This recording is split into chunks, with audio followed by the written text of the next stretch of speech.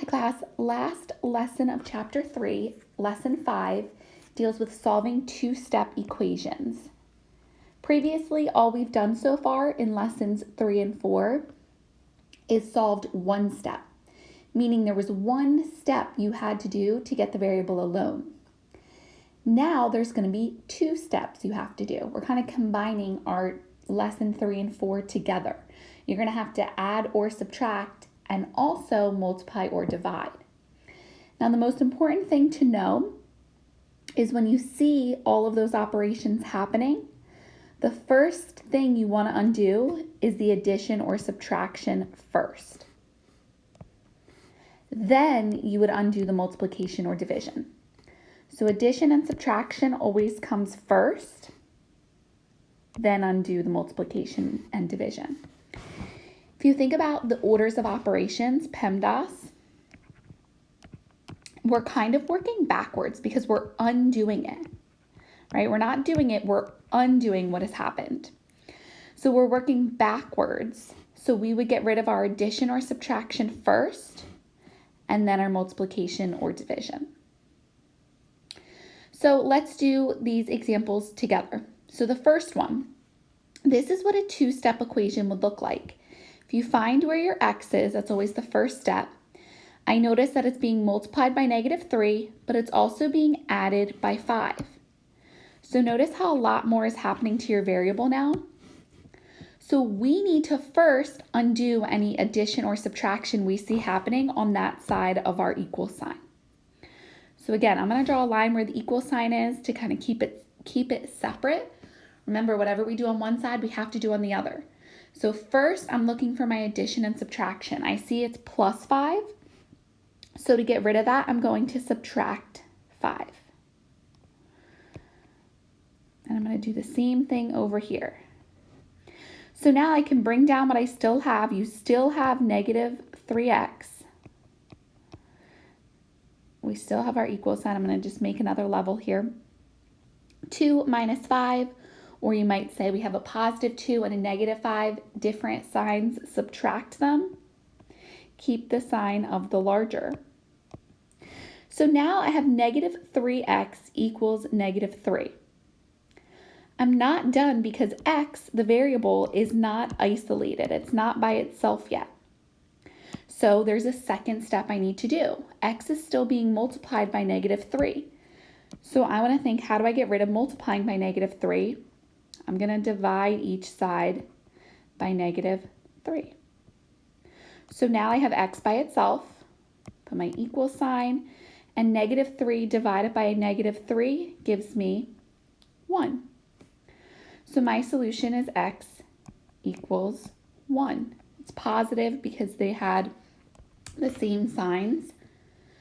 So now we can do a check, just like you could in our last two lessons.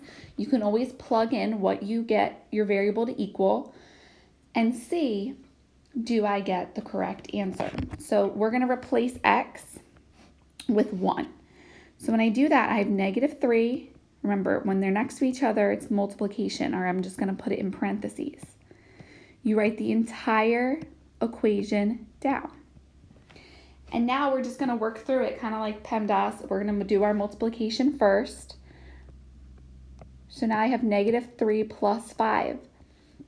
What is -3 plus 5? They have different signs, so I'm really going to subtract them. So 5 minus 3 is 2. Take the sign of the larger. Did I get it to equal 2?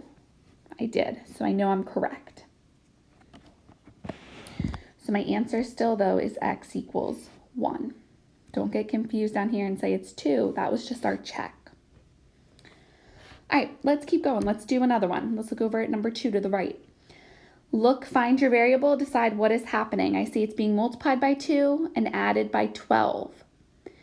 So remember, you always want to get rid of your addition or subtraction first. So right now it's +12, so I'm going to minus 12 on both sides. Look where your equal sign is. I did it on the left, so now let me minus 12 on the right. +4 and a -12. Different signs, subtract them. Take the sign of the larger. Bring down, I still have 2x over here.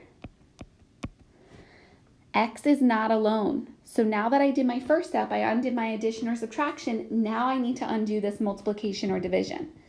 Right now, x is being multiplied by 2. So to get rid of that, I'm going to divide by 2 on both sides. So now I'm left with x equals negative 8 divided by a positive 2. Well, 8 divided by 2 is 4. And then we have a negative divided by a positive. That would give us a negative.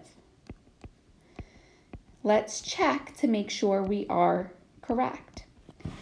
Now remember, you're plugging in a negative 4 here. So 2, I should put a negative 4 in here. When they're next to each other, they're being multiplied.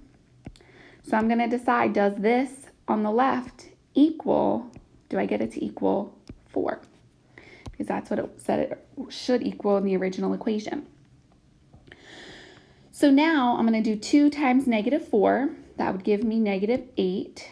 What is a negative 8 plus a positive 12? Think of your rules. They have different signs, so subtract them. Take the sign of the larger. So it'd be positive. Did I get it to equal 4, what I wanted it to? Yes, so I know I'm correct. So this is my final answer. X equals negative 4. Okay, so now it's your turn, and I'm definitely going to go through these with you, but I want you to maybe pause the video, or I think I'm going to end this.